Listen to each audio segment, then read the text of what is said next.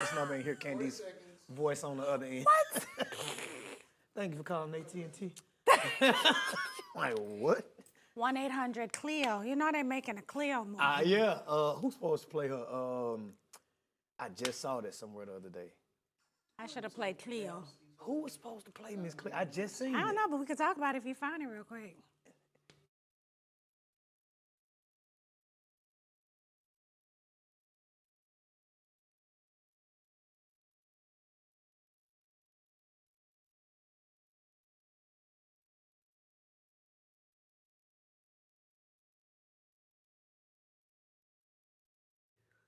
Ooh. Welcome, world. Welcome to Live with Candice and Kris. Welcome to the show, y'all. Happy Hump Day. Happy Hump Day. It's the sultry, sexy. It's all right. It's all right. I like it. It is what it is. Welcome to the show. Happy Welcome to the show. Wednesday. Can I shout out some people real quick, Candice? Do you Shout mind? out who you want to shout out. Shout out to everybody back in Memphis. My family, they got hit with a snowstorm. They got 6 inches of snow. It was 12 degrees last night. Oh so I know y'all watching because y'all don't have nothing else to do. So hope y'all staying warm back home in Memphis. Well, hi. 6 inches of snow. Hi, Memphis. Yes. I'm here to warm you up. Well, her sexy voice. Well, I want to say happy birthday to my son, Christian. Today's his birthday. Yeah. Happy birthday to you, Christian. Happy birthday, young man. Shout out to you. So it's funny, we were just talking about Cleo. Cleo, there's a movie coming out about Cleo. I just saw Do that y'all the other remember day. Cleo? I can't remember who's supposed to star. I have to look that up. But yes, you should audition for that. I would. You would have killed that role. I would have, but they found somebody already. But the fact that they're making a story of her life, it was the biggest scam. I remember when I used to hear her, and I'm like, how are people fooled? Like, this is not a Jamaican woman. She was so entertaining, though. Miss Cleo, I used to watch the little infomercials. I didn't know what she was saying, but I just liked her. That movie might be good.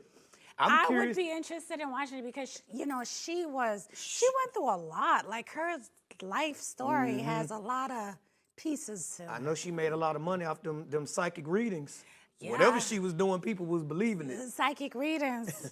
I hope they're okay, whoever was listening to it. We don't see. But we got a great show lined up for you, but let's get into the breakdown. So this is actually really sad. A Texas mom is actually planning 2 funerals now for both her children. So her 14-year-old son was killed on December 29th by gunshot. While she was out last Wednesday planning his funeral, her daughter, his sister, 6-year-old, was shot and killed as well in the house because of an unlocked gun. So their 19-year-old, who was in the home as well, left the MAC gun on a PlayStation for the child to get it. And what's really bad is he had another gun as well that he tried to conceal. So not only is he in trouble for that, but he had also warrants out for his arrest as well. This is so tragic. I can't imagine losing both my children to gun. And is it gun violence? Because it was in the home. I don't think it would be gun violence. I think it would be gun recklessness. I mean, and not only to lose both your kids, but to have to postpone the funeral of one of the kids so that they could be buried together. But you know, we've covered quite a few stories like this where people have left guns unattended. And I know the parents are to blame. I know they don't intentionally leave it out for the kids to get, but to leave the gun on top of a PlayStation, of all places in the house. I will say this. In this case, I don't think I can say the parents are to blame. Right. Parent wasn't even at home. Because the parent, she wasn't even at home. She was out planning the son's funeral. Right. And it's the guardian that left it out. But with that being said, if you know that people are coming to your home with a loaded weapon, don't allow them in. Don't allow them to bring it into your home, especially if you have kids. And you know what, this made me think about something too. It might be time to really start having education for kids about guns. I know it's probably a little taboo to start teaching them, but I don't think they're too young to start teaching at this point because they're exposed to them. They have access to them. Kids find stuff. Even if you lock them up, kids find a way to get What you teach them is not to touch it. I think if you open up that ball of wax, not ball of wax, if you open that up to show them the gun, I think it can go sideways. I think you just have to have a conversation with them of how deadly they are. Yeah. Have that conversation. Right. You know what I mean? Make them afraid of it. So if they do see it, because a child is going to be a child. They're going to pick it up. They're going to play with it. Yeah. And that's why I never brought my son toy guns. Really? Never. Really? Never. I mean, I will agree. A conversation has to be had. Just, in the past, parents would just hide the guns. You got to have a conversation. And kids are going to find them. I hate to admit this. I mean, my parents are watching. I found my dad's gun when I was like 10. Now, I just knew not to touch it because I was scared of it because I didn't like the noise that guns made as a kid. But kids are going to find them. So you got to teach them kids like.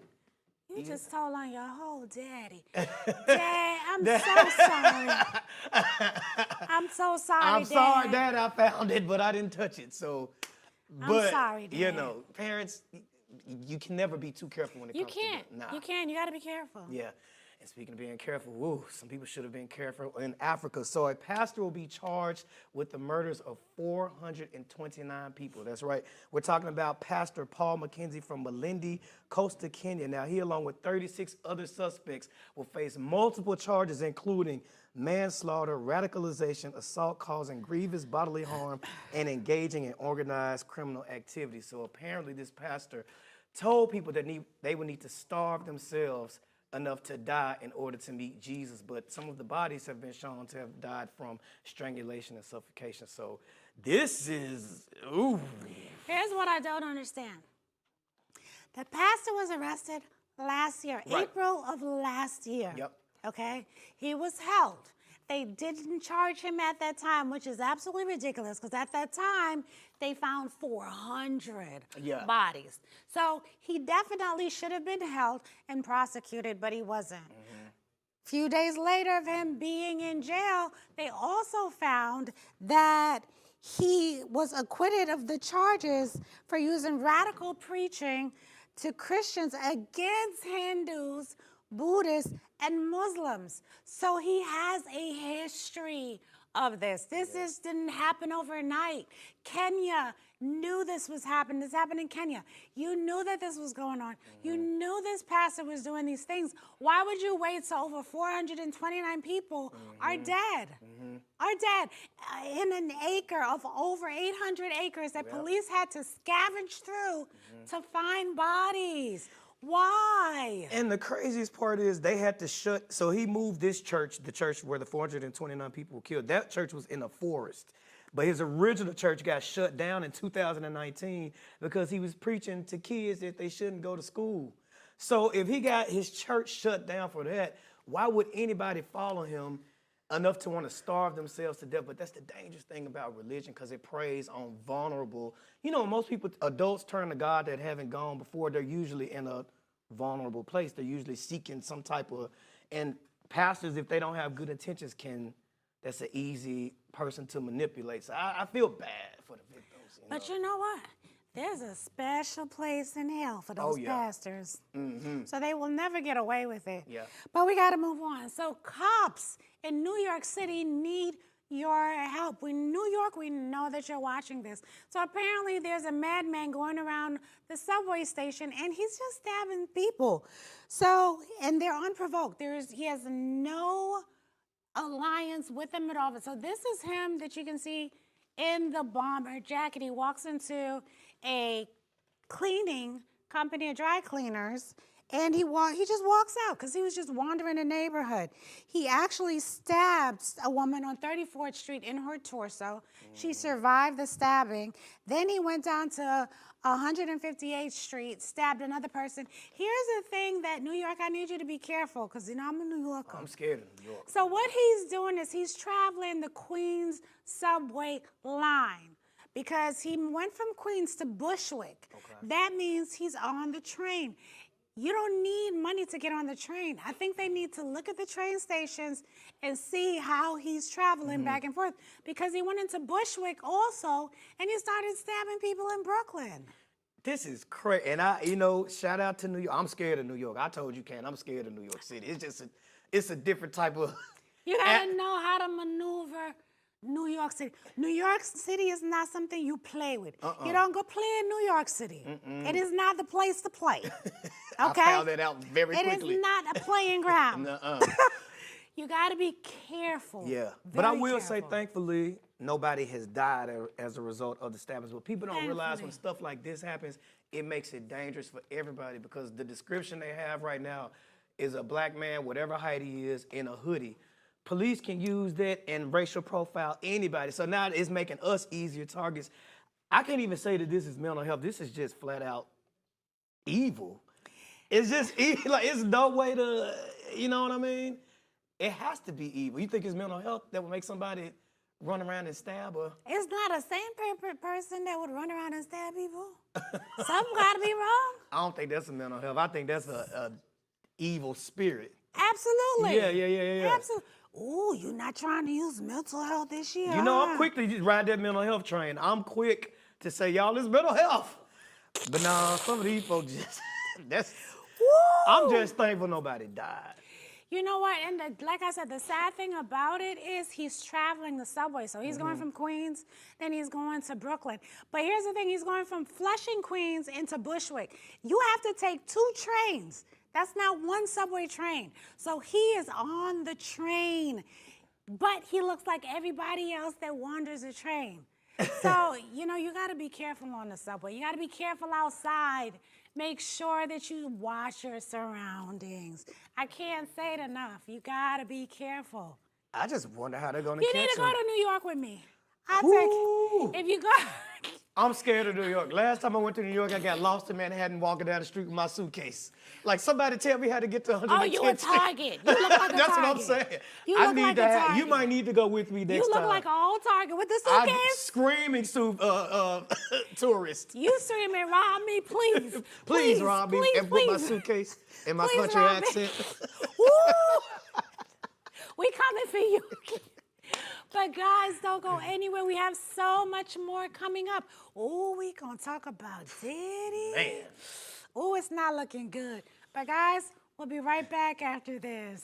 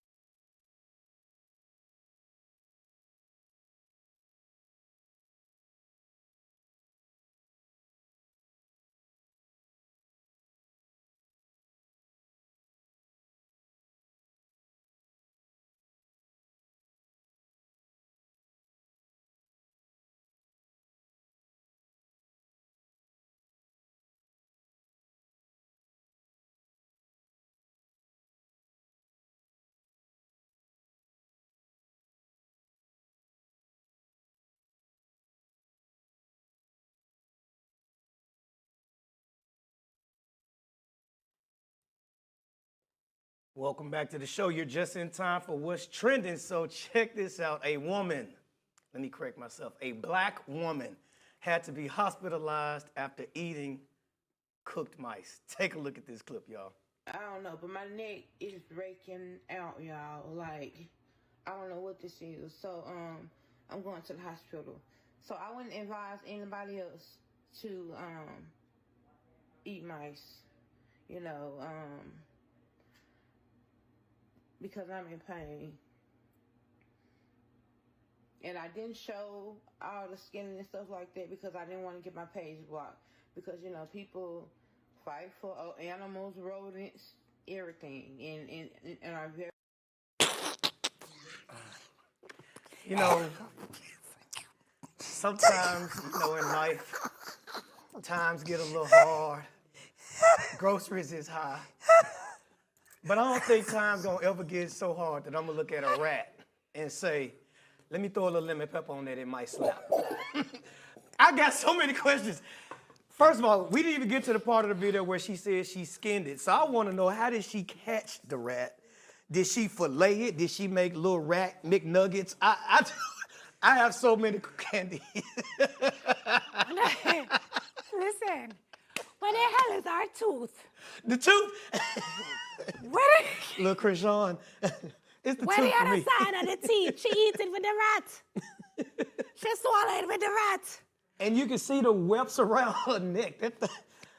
What But would make wait, somebody... Hold on. She have a name for this stew. You got the name. Hold on. It's called See and Boil. See and boil. See and Boil. Now, how did she get that name? I don't know, but it's obviously a thing. But wait a minute. Oh, wait, I have a lot of questions like you. Come on. Why are you making rats? She must be from New York. You know, they have a rat problem. Hey, now, them rats in New York, them things about the size of a rotisserie, so I could see why it was a New York rat, but... But her face is red too, so it's not just her neck breaking out, it's the whole face. And you know, rats eat anything. They're in the sewers, like, ain't no telling what she just put in her body and her neck swelling up. Times ain't gonna never be that hard. But I'ma say this. What? That's why you don't eat from everybody. When y'all have potluck and them company things, you don't know what people eating at home. You think you getting chicken chop suey? You getting chicken chop rat. Okay? Some rat skewers. Because we learned last week said white people don't use washcloth. Then we learned that she'll eat rice. Rat. Most rat. And hey, but the crazy part is, in the last clip of the video online, she said it actually tasted good. So whatever she seasoned that thing up with, it must have slapped, but no, I don't. She must be single. Well, she wasn't single before. I think she might be single Let's now. move on, because Yeah. I'm going to say some stuff I shouldn't say. Don't get us canceled, Candice.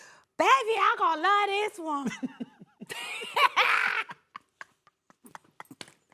I can't even get it out. This is one of those.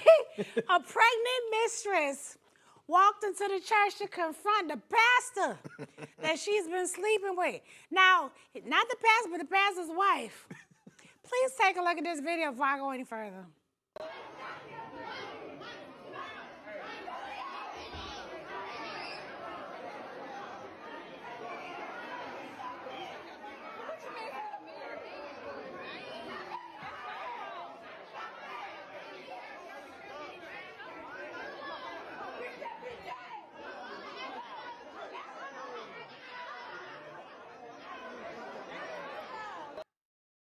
This the pastor at East St. Peter Missionary Baptist Church in Mississippi.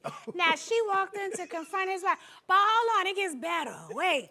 So I had to get all the information. So obviously they were cheating, right? He was cheating. Right. Not with just her, but with several members. Come to find out, he was also cheating with Minister Jeremy Derek Gibson, a.k.a. B.J. Gibson. So the pastor was getting it in with everybody. Wait a minute, what? I didn't say that again. With who? Okay. So there's another rumor that's circulating in the church that him and brother, Minister Jeremy Derek Gibson, also known as BJ Gibson, was getting it in. Nah, I didn't expect that plot twist. So when he said, the Lord said, be fruitful and multiply, he didn't check who was multipliable and not. I've said it once, I say it again. The dating pool has married people in it. If I had been in church, I wouldn't have known whether to get up and leave or get out a bag of popcorn, because I'm like, this is good. You can't write this kind of stuff in the script. I want to go to the usher meeting. I want to go to the church I want to meeting. go to the usher meeting. I know that church meeting was lit. Please, I got to visit this church. In Mississippi, Lord, Mississippi, visit. not the South, y'all. But wait, so they arrested him because all the members of the church got together and said that he no longer needs to be there. So he is not. He's been fired. Good for them. Good for them. Good for them. Because a lot of churches won't fire the pastor. They won't sit them down. But his wife is standing by him no matter what. Come You know what? Or heaven. Some church members are loyal to their pastor to a fault. It's like a cult almost. I'm like, yo, for that woman to roll up on this lady in her husband's church, what was he telling this pregnant woman? Was he telling her she was going to leave his wife? He had to tell this lady something for her to feel like she could roll up in church in the middle of service. You know what I would have said? What you would have said, Candice? Come here, pastor wife, sit down, because I'm leaving. There wouldn't have been a fight or nothing. I was like, You want to... I don't know, Candice. I think you would have just went ahead and beat the girl up. I could see you just fighting. I think Candice would totally fight. I believe you would totally. no. If how some woman dare rolled you? up on you, you would, Candice. How dare you? You are a New York Jamaican. You would throw them hands. I believe it. To pray? Father, Son, and Holy Ghost? Nah, Candice, trust me, y'all. Candice would throw them hands. Speaking of throwing hands. Next, speaking of throwing hands, an Atlanta airport employee has gone viral after trying to fight both of the managers. Take a look at this clip.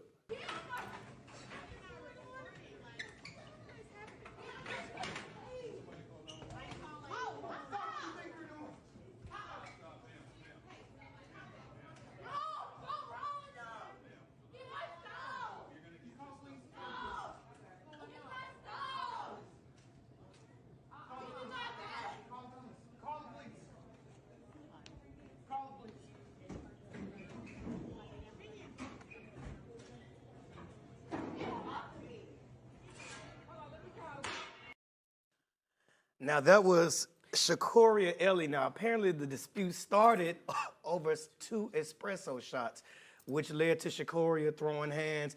Let me say this, though. Kudos to the dude, the manager in the green shirt, because I don't know if we got to it in the clip. At one point, she slaps this dude, hard, and he just took it to the chin. I thought he was going to react like the white guy did and slam it to the ground, but nah. So kudos to that manager, but... Now, online they're saying that she was fighting because they had some of her stuff behind the counter that they wouldn't let her get. So some people were trying to say they should have just gave her stuff so she could leave, but nah. That's ghetto at its finest. Look listen. All I could think of when you watch this and that leap, she's a runner, she's a track star. Hey. Because let me tell you, homegirl had to have run track. That leap over that counter was like a movie. I watched it a couple times and I slowed it down. Yeah. And I said, this little girl has a future. She can clear some hurdles. She can clear some hurdles. This to me is provoking though. What you mean? Give her back her stuff. If she didn't steal anything, give her her stuff so she can leave. I'd rather give her things because obviously if she's an employee, you have her address. Right. Obviously, you know how to tell police to get to her. Right. So if she leaves, you can defuse this situation. It didn't have to go this way. It's him slamming her to the ground. Give her, and you're provoking her even more. I don't know. I think, well, if she's trying to get back there to fight another employee. Stuff. Give her stuff. I wouldn't. Why didn't somebody bring her stuff out to her? Bring her stuff out to her. She works there. She works there. She works so you there. know Well, how she to reach did her. work there. You know how to reach her at home, right? You know how to send cops to her address, give her stuff, let them be cop. What happens a lot is people try to play hero and cop. Y'all see her pick up the chair. Oh, no, don't see she pick up the I chair. saw she picked up now, that chair. what if she threw that chair at a customer? Yeah. That would have been worse for her. Obviously, people just need to learn how to diffuse situations. I think they handled it the best way they could, because I wouldn't have let her behind that counter either. You got to think, it's boiling hot water and pots, it's pans, it's I knives. wouldn't let her. I ain't letting her back I nowhere wouldn't near let no her. weapon. I wouldn't let her back there, but I would give her stuff. But we got to move on because Diddy's still in hot water, honey. We start in 2024 and he still got problems. I know we don't got time, but let me run a day. So if y'all remember, he had a bitter loss. He had a bitter lawsuit with his companies. Diego, who was a majority owner of Ciroc Vodka. Diddy's partner, who was De Leon Tequila. Remember, he's suing them for $1 billion because he said they're racist, okay? And apparently, he wanted to damages. But guess what? He no longer is owner of either company. So Ciroc De Leon, he is no longer a partner. He is losing everything because remember, he lost Revolt. He had to step down from Revolt. So this is 3 more companies that this man is losing. We haven't seen the end of it. And let me tell y'all a little grapevine story. There's a tape coming out. There's a tape coming out. We're going to talk about the tape. Alleging that he killed Tupac, y'all. But y'all got to stay tuned for that. I'm going to find it. We're going to talk about it. But we got to get out of here, and I got to get my voice back. Thank you for tuning in. Bye, y'all. See you next time. Peace.